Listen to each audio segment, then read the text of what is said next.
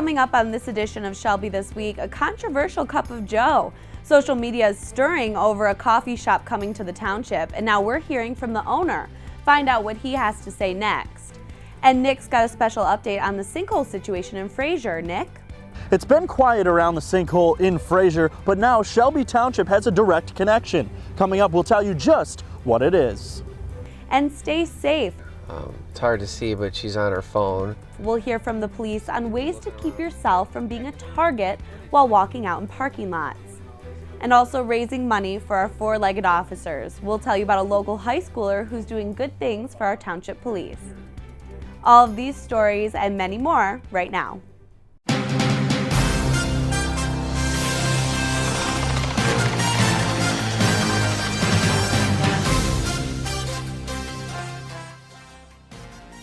Welcome to Shelby This Week. During this first week of spring, we'll start off with the story that stirred a lot of controversy in the township, but mostly on social media.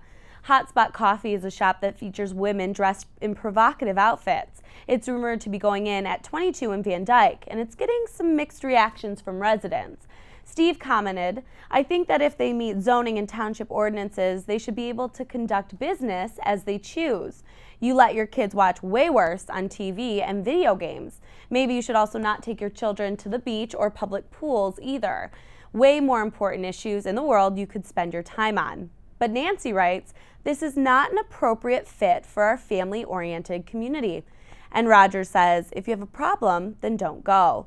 The owners of Hotspot Coffee Company reached out to our Facebook page and said in part, quote, "I was contacted 10 days ago by the planning director of Shelby Township, who politely told me there has been some social media concerns around with regards to my business coming to town.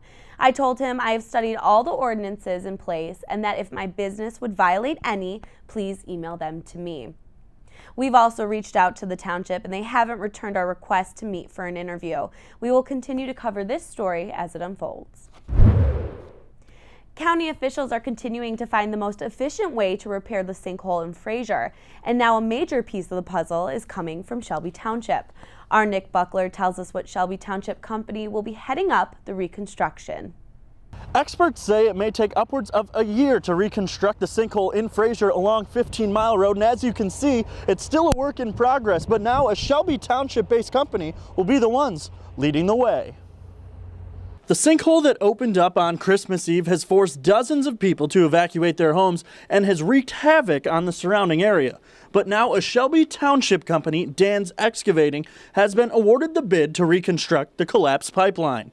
What their safety requirements were and what their safety record was, their insurances, their history of ability to manage a project of this size, all kinds of different factors. And because of all of these things, the 9 people came to a unanimous decision and recommended Dan's Excavating. The contract is one that will cost $32.7 million and will cost taxpayers around $55 per year over the next 25 years. And as far as when the construction will be finished, the hope is for late 2017. The project itself is due to be done at the end of September. As I say, Dan's has said that they may be able to get it done a couple of weeks earlier. But then we have to look at the resurfacing of the road. So, you know, you can usually pour asphalt into up to Thanksgiving, hopefully. The former campaign manager of Anthony Morocco wants the feds to look into the bidding process as he believes there was some form of corruption. I don't think it's any secret that there's an FBI investigation into pay to play that happened previously in the Public Works Department. And now we are going to be all about transparency and accountability. When I explained about how we did this in an open bid process, that never happened before. They didn't have open bids where the taxpayers could come in and take a look at all the documents. When we reached out to Dan's Excavating for comment, they refused to provide one. Businesses in the area have been affected tremendously, as most news outlets have reported that 15 Mile Road is completely closed, which is not true at all. All businesses have remained open throughout this process.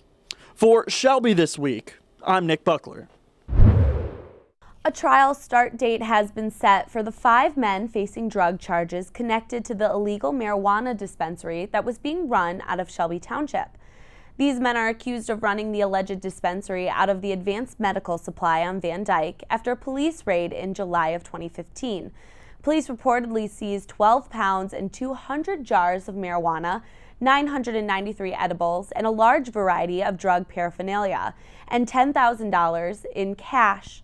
The men are facing several counts of delivery of marijuana, possession, and conspiracy charges. A jury trial date has been set for May 2nd. Distractions are everywhere, including in the palm of our hands.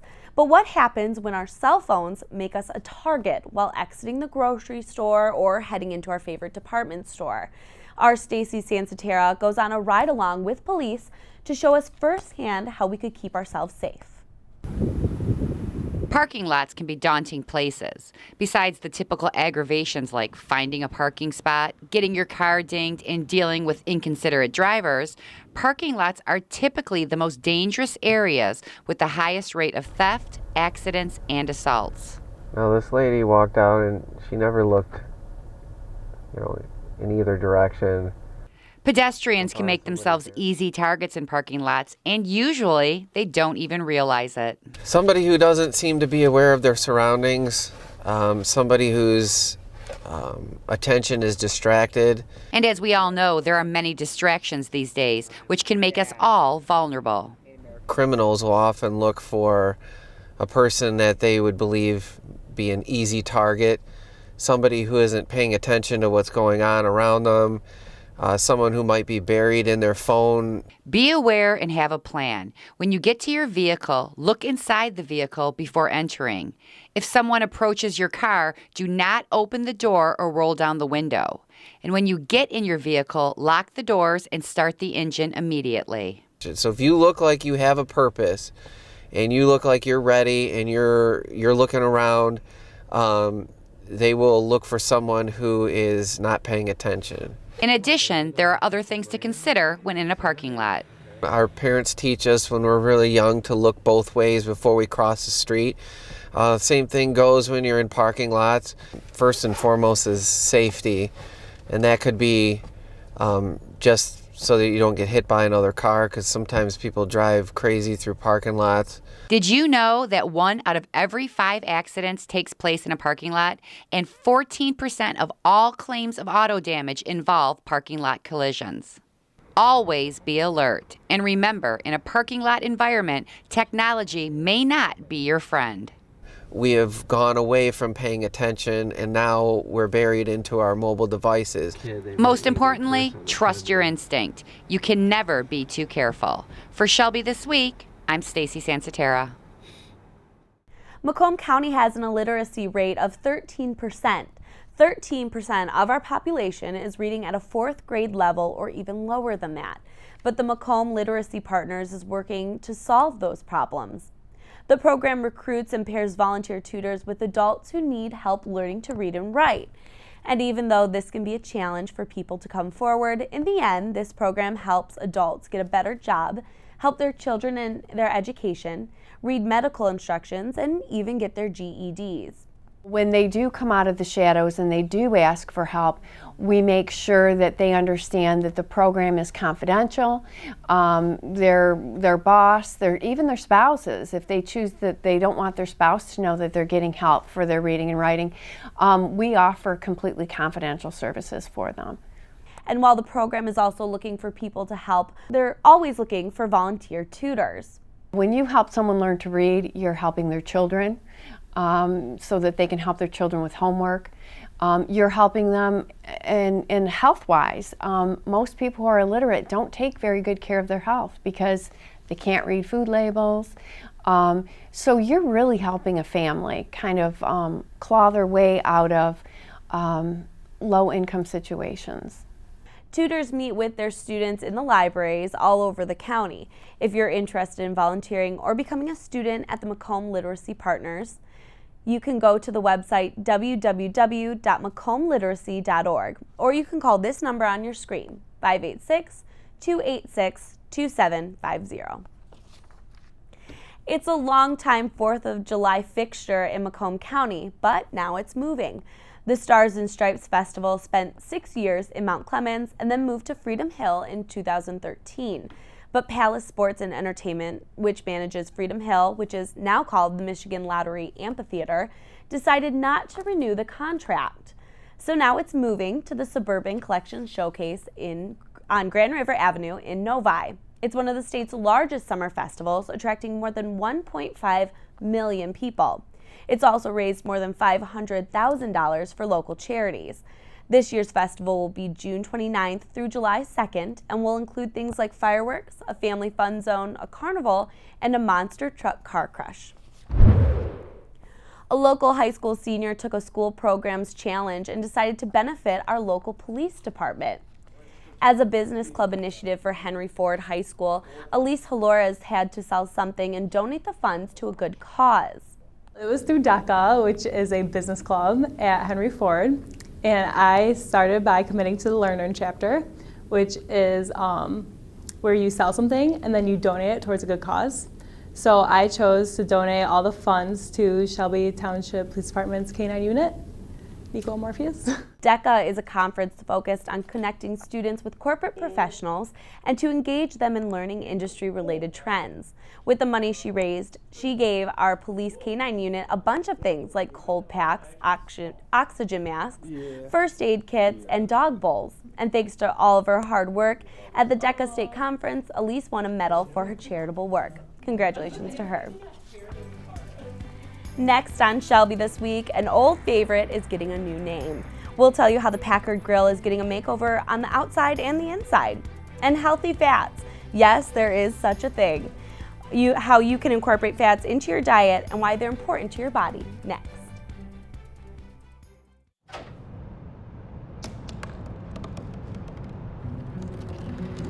They said I couldn't dream. Called me a piece of trash and swore that's all I'd ever be.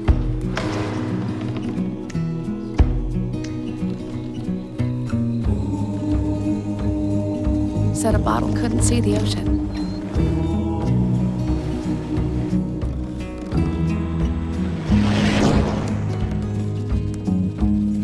Give up. Go back to the dumpster. But I didn't listen. I made my way.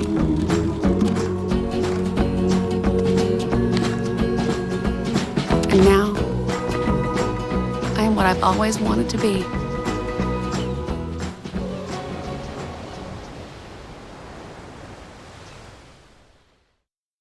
Imagine the action and see nearly a century of Michigan aviation heritage at the Selfridge Military Air Museum. Enjoy a walk around the air park and bring your cameras for a most authentic military aviation history experience. We're open to the public April through October on weekends, Memorial Day, and Independence Day from 12 noon to 4:30 p.m. Group tours for adults and kids of all ages can be arranged, so call us today at 586-239-6768 or 586-239-5035.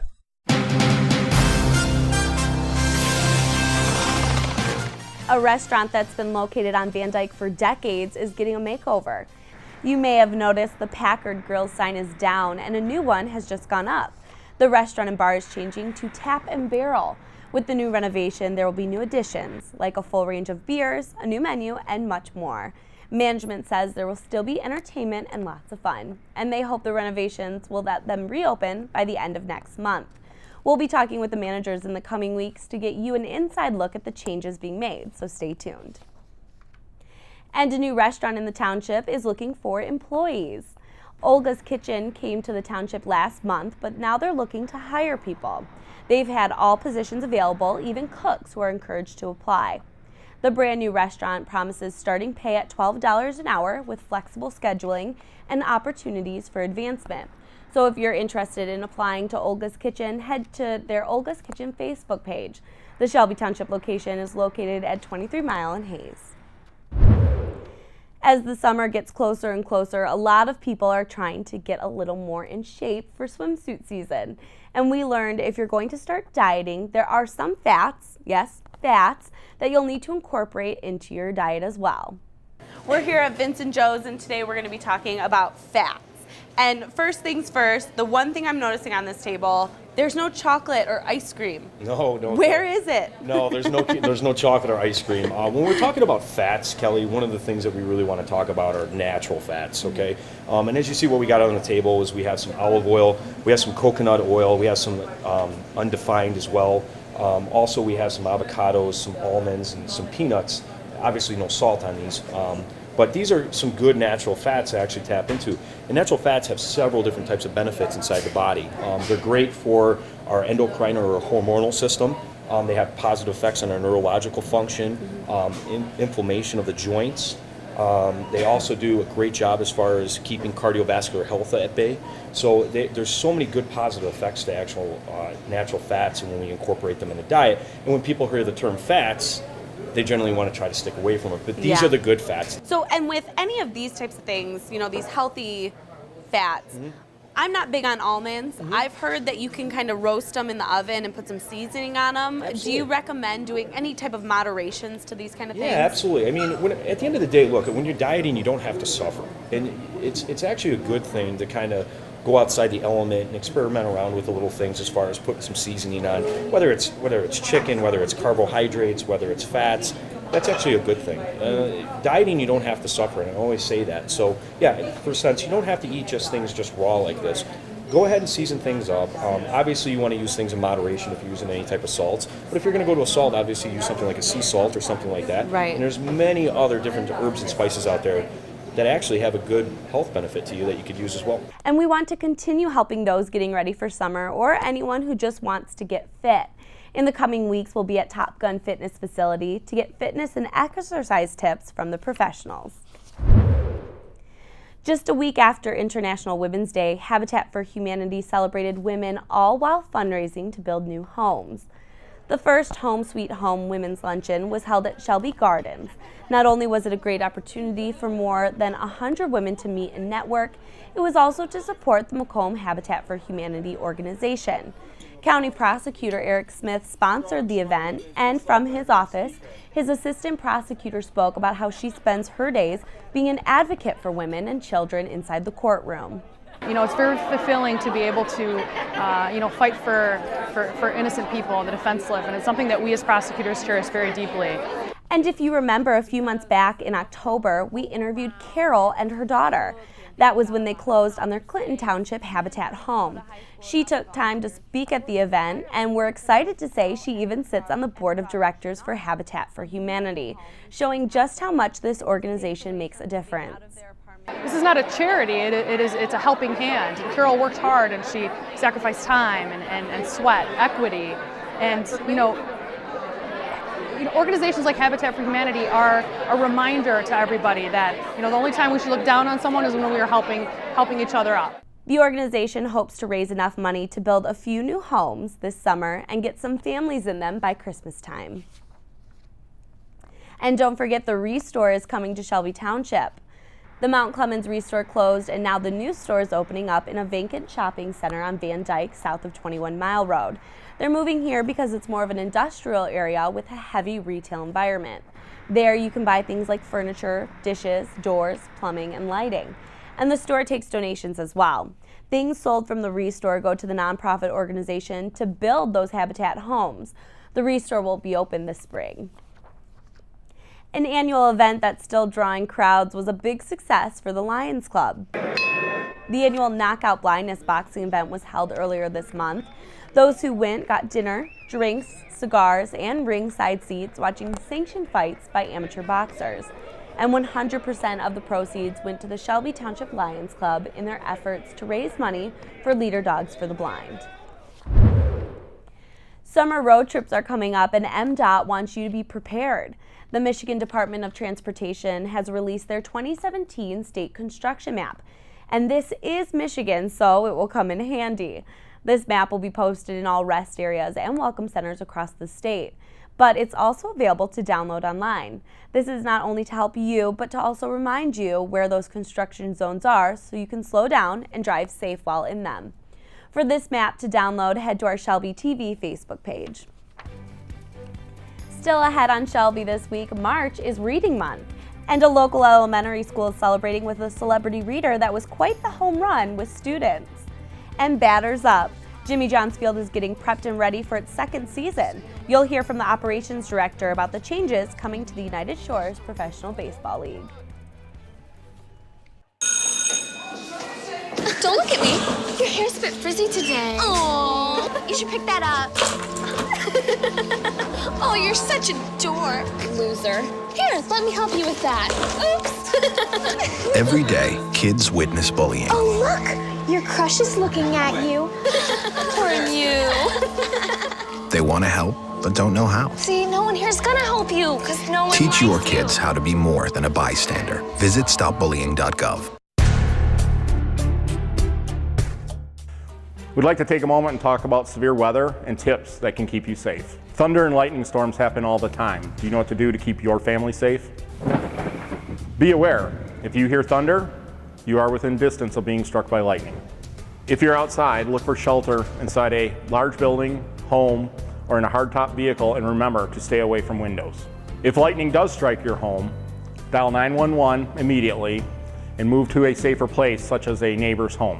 During a lightning storm, there is no safe place outside. Do not seek shelter under a pavilion, as this type of structure does not provide enough safety for you. Never stand under a tree during a lightning storm. As there is many technical reasons for this, just remember a tree can and will be used as a lightning rod. If somebody is struck by lightning, call 911 immediately.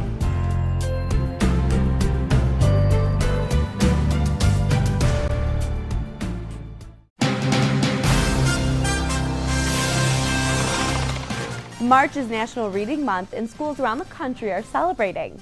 The Utica Unicorns mascot, Lancelot, came to Wiley Elementary School to read to a 3rd and 4th grade class. We have all baseball fans in here, right? Yeah. But since he doesn't really talk, he acted out the story that's all about baseball, and the United Shore Professional Baseball League Executive Director of Operations, Brian Berryman, read the book out loud. And these students really know how important reading is. I think reading is important because it gets you to understand like the language and grammar and stuff. It helps you understand how to talk to people too. Because I like learning new words, and because I usually ask my parents what they mean, and then they're just really interesting. You learn new words, and some books help you with life. Pleasant, I like that word. Because you can learn and you can talk, or you can do something creative about it, like draw. When you can picture it and you can see what's going on when you don't have picture books. It teaches you lessons about life. When you read, you learn. And when asked what their favorite books are, they had some really great answers. I think my favorite book to read is all the Dr. Seuss books. Some books are really fun. I like funny books, and Dork Diaries. Diary of a Wimpy Kid. Harry Potter. Harry Potter is my favorite series. The first one is my best. I like the whole story. And after all the reading was over, the students joined Lancelot in a little song. 1, 2, 3, stretch your heavenly old ball game. There you go. And while we were there, Berryman talked with us about how the league is getting ready for their second season at Jimmy John's Field. And when it comes to preparing, the league knows there's always room for improvement. If you just stay still and say, oh yeah, last year was great, then you're bound, you're not going to be successful. So we really have to be, aggressive in our planning and making sure that we do things right and do things better. One of those things they want to do is making the players more known to the fans. They've already sent 12 players to Major League Baseball affiliated teams. People like Aaron Bossy, who's now playing for a team affiliated with the New York Yankees, and Ross Vance, who we talked to last year as he was getting ready to pitch for the St. Louis Cardinals. The league's goal is to make sure these players are more accessible when they're here, so you get to know them when they move on to the pros. We want to make sure that the time that you wouldn't see a dead time in the game because there was always something going on. We really want to make sure that we're crisp and we're moving quickly and everything's done so the fans are engaged, they get to know the players better, they get to find out who they are. That's one of the things that we really want to focus on, is to really get the fan engagement, and that's going to be done through a variety of different things, such as a lot more player appearances, you know, stories on the players, where they came from, why they're here, what they're looking for, so you can, you know, follow these players and get to know who they are and really understand their dream of playing professional baseball. And this year, all the crew at Jimmy John's Field says they're ready for opening day, and you can expect the same fun from the first season. It's just a great community place with a great product on the field. Opening day for the United Shore Professional Baseball League is May 11th. Before we go, the crew here at Shelby this week have a little announcement. Our news program just won 2 awards in the 30th annual Telly Awards. The Silver Telly Council is comprised of top industry professionals who judge more than 13,000 entries from ad agencies, companies, and TV stations around the world. It's quite the achievement to be selected, and we are very honored to have won a silver and a bronze Telly Award for having one of the best newscasts. Our team is sending a huge thank you to everyone who's been a part of Shelby this week. From those who we've interviewed, to those who have let us come out to their events, and everyone we've worked with in the township and the county, thank you for contributing to our success. And a big, big thank you to the viewer. We appreciate you more than you know.